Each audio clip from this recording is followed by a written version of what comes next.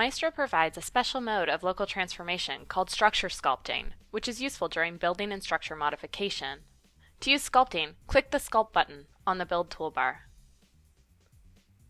Select atoms and drag them to a new location. When you release the mouse button, a short force field minimization that includes nearby atoms will start.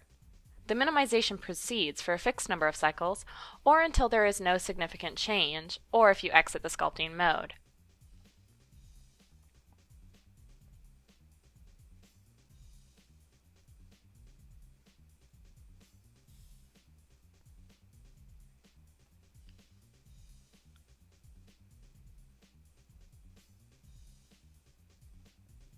Sculpting can also be performed on proteins, as shown.